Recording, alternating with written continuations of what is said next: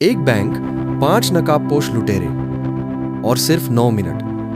कहते हैं कि कोई भी अपराध कितना भी शातिर तरीके से क्यों न किया जाए, अपराधी कोई न कोई गलती जरूर करता है। लेकिन इस बार गलती अपराधियों ने नहीं, पुलिस ने की थी। और उसी गलती का फायदा उठाकर 5 लुटेरों ने दिन दहाड़े 18 करोड़ रुपए की बैंक डकैती को अंजाम दे दिया।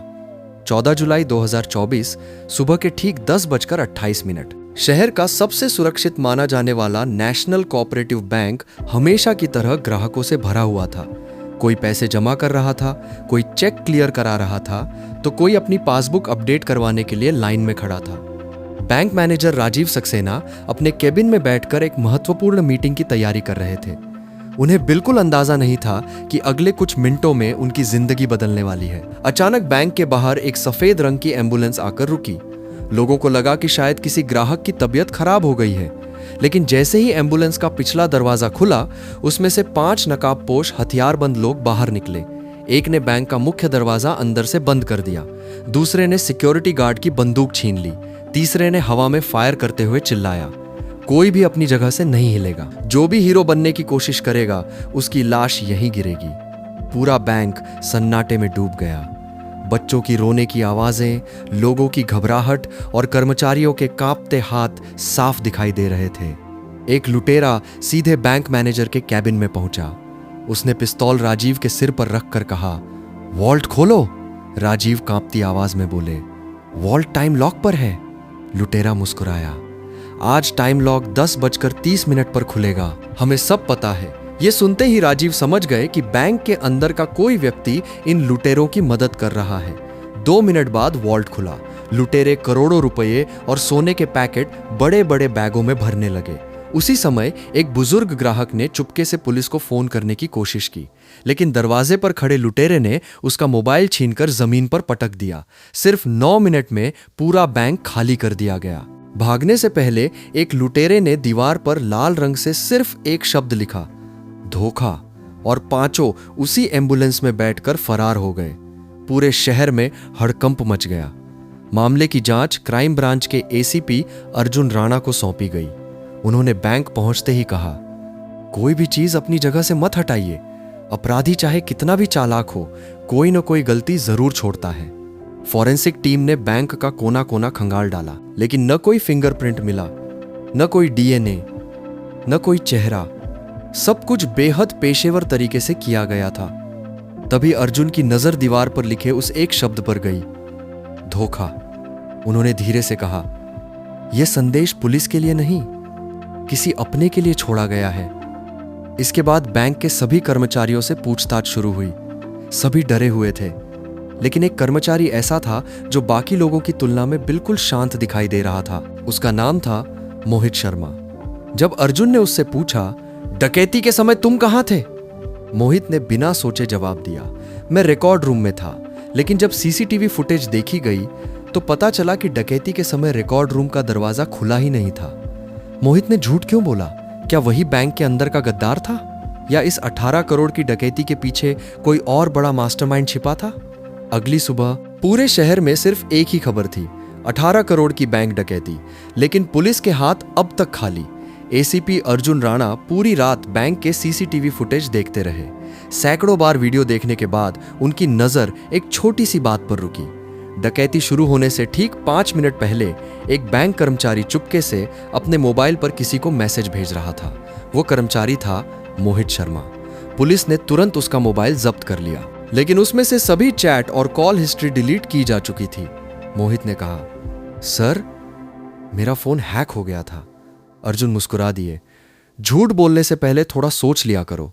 उसी समय साइबर सेल की रिपोर्ट आ गई। डिलीट किए गए मैसेज रिकवर हो चुके थे।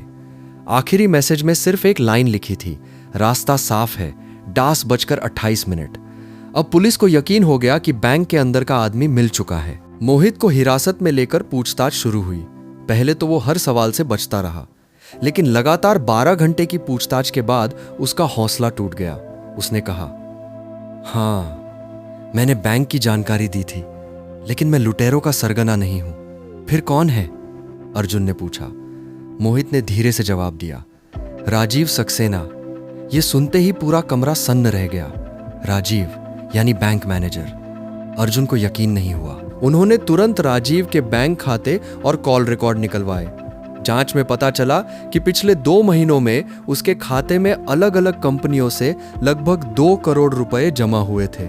जब राजीव से पूछताछ हुई तो उसने कहा, वो मेरे निवेश का पैसा है, लेकिन वो कोई सबूत नहीं दे सका।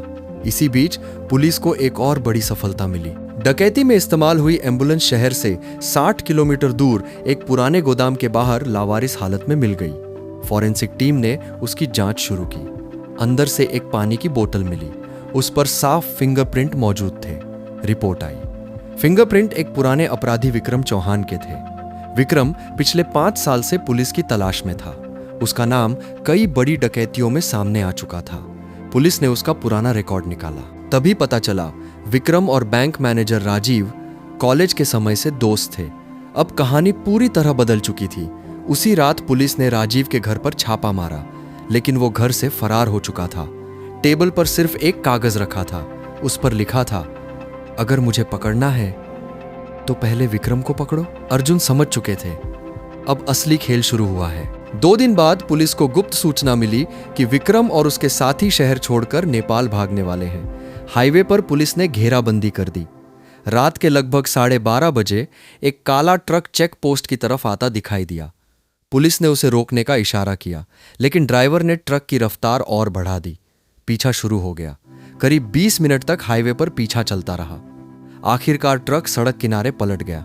4 लोग भागने लगे। तीनों को पुलिस ने पकड़ लिया, लेकिन विक्रम अंधेरे का फायदा उठाकर जंगल की तरफ भाग गया। अर्जुन उसके पीछे दौड़े। करीब 10 मिनट बाद विक्रम एक पहाड़ी के किनारे घिर चुका था। उसने हंसते हुए कहा, तुम जीत गए अर्जुन, लेकिन पैसे कभी नहीं मिलेंगे। इतना कहकर उसने रिमोट का एक बटन दबा दिया। कुछ ही दूरी पर खड़ी एक पुरानी वैन में जोरदार धमाका हुआ। पूरी वैन आग की लपटों में घिर गई। अर्जुन को लगा कि 18 करोड़ रुपए जल चुके हैं, लेकिन तभी गिरफ्तार किए गए एक आरोपी ने घबरा कर कहा, सर, असली पैसा उस वैन में नहीं था। क्या मतलब? वो तो सिर्फ पुलिस को गुमराह करने के लिए था। असली पैसा बैंक के सामने बन रही नई बिल्डिंग की नींव के नीचे छिपाया गया है।